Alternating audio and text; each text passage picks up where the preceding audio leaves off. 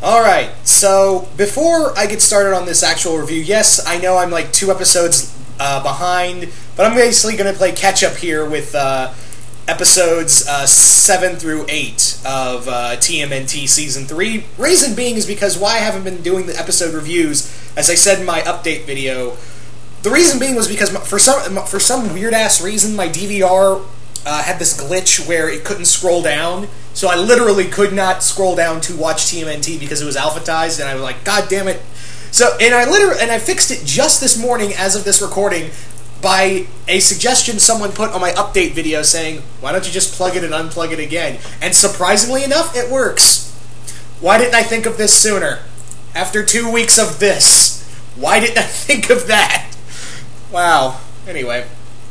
Also, another mention, because a few people have asked me, am I going to be reviewing the new Disney show, Star vs. the Forces of Evil? I'd like to. I missed the pilot, but I'd really like to, when I find the episode on TV, I'll check it out, because I've seen, little clips here and there. I'm like, oh my god, I want to watch it. And I will review it. I will do a review on the pilot once I see the full thing. Anyway, so with that all the way, let's get into this 2-episode review, starting with Eyes of the Chimera, which sounds very much like a Doctor Who episode. So this episode is more or less not so much about the mutant, the Chimera, which, by the way, can I just say that the Chimera looks strikingly like, looks very strikingly like Rodan? Is it just me? I can't be the only one who looked at that thing and that thing kind of looks like Rodan with tentacles. I can't be the only one who looked at that thing and said, are they copying Rodan? I'm serious, are they copying Rodan? It's got the neck and the wings, and not so much the gills and the tentacles, but it looks like Rodan. I don't know, maybe I'm just the only one on that. Anyway, so this isn't so much, like I said, so much about the mutant as it is about Donnie and, Leo and April. Because Leo is still dealing with the injuries. He's still, for the past few episodes, he's been dealing a lot with these injuries, but now he's really feeling like, look, I don't even know if I should lead the team anymore. And April, after she is quote-unquote blinded by a machine after Donnie was testing this neurotransmitter on her, now she's connected to the Chimera, thanks to her psychic abilities, but it's left her visibly blind. So the episode's more about them, more so about Leo, because this is about Leo rising back up and rising above his injuries to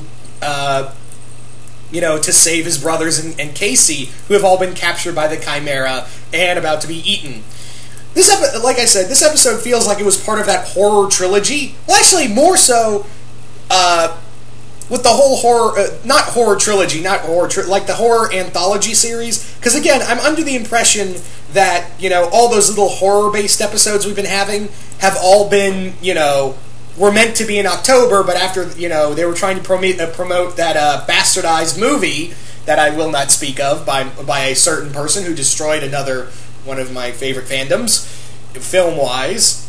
I think that's why they pushed it back and why we got so many, terrifying more scare-based shows and more grotesque episodes. This feels more like, this episode with the Chimera, while it does have a very creepy-looking creature, it does, however, have more of a more story-based sense. Like, you could see this on another episode rather than just a one-and-done type of story. You know what I mean? I don't know. Maybe that just didn't make sense. Anywho, so with that being said, I think this was a really good episode, and it was cool just to see April and Leo work together, because you don't really see, they're friends, but you don't really see them have a lot of interaction between each other. Not like that, shippers. Back you, shippers, back!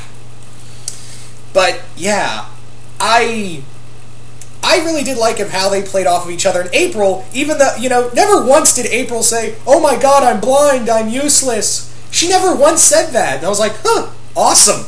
I thought she would be like, oh, I'm blind and helpless. It was more like Leo's like, oh, I'm limp, I'm limp and helpless. Maybe I shouldn't have used that word. Yeah. Anyway, not much else to talk about with this episode, other than it was just cool to see Leo get back in his groove finally, after, what, 6 episodes? But after the beating he took, I would imagine 6 episodes would be enough. So with that being said, let's move on to the next episode. Oh my god, this episode! This episode is probably one of my favorite episodes of the series so far. Dear Lord, do these people know how to write TMNT?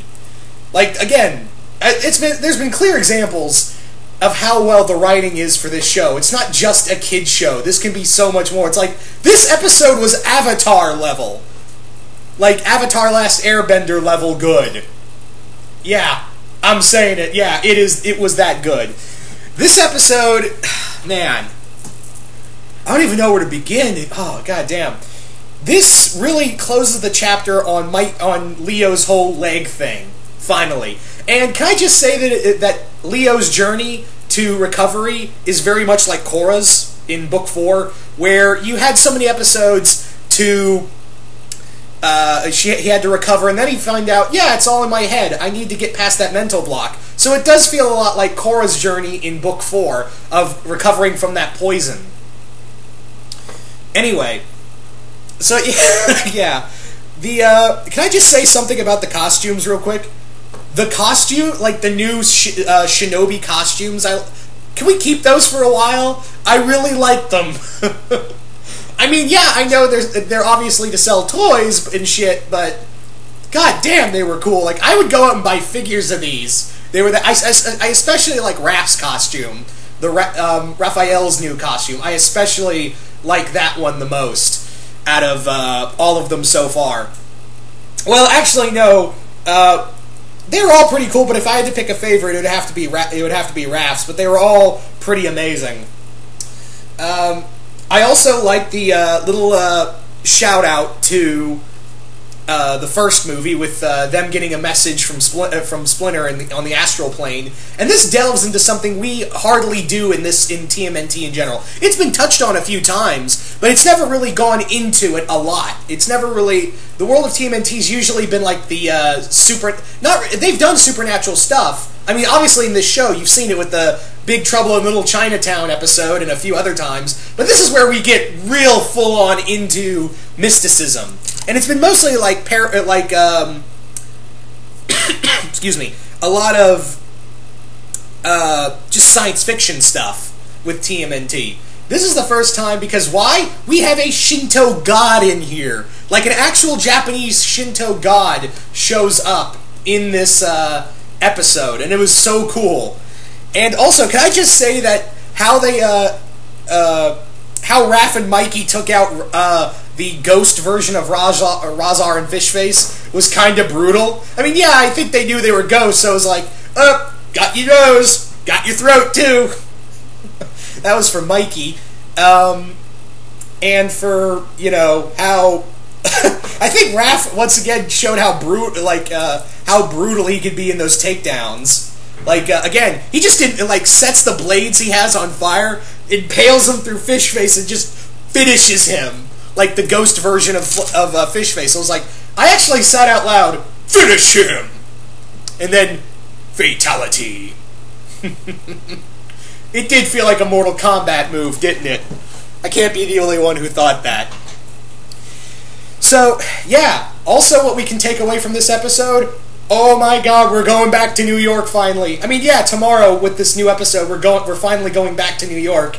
So I am more than excited that we're finally getting back to, you know, the whole New York story, which I can only imagine New York under Crane control is a total shitfest. So it looks like for the next episode they're going to be in New York searching for Splinter, and then in the following episode it's going to be them searching for Karai, while also a certain appearance by another duo of mutants that work for Shredder. That's right, people. We are getting closer to the arrival of Bebop and Rocksteady. Can I get an amen? Oh, man. So yeah, obviously I love this episode. so much. Again, this was like Avatar Last Airbender level of writing right here. Or, like, again, this is probably one of my favorite episodes in general of the series. So, yeah. And again, I kind of just skimmed through both episodes, because they've been out for 2 weeks, so I figured I can spoil a few things as I go over this. So, once again, I hope you guys enjoyed these 2 episode reviews. And you guys tell me, what did you guys think of these episodes on a whole? Both Eyes of the Chimera and Vision Quest. Did you guys like them? Did you guys hate them? Did you guys absolutely love them? And what do you think is going to happen when we finally go back to New York? But anyway, once again, hope you all enjoyed this, and stay tuned, because up next are my very late Constantine reviews.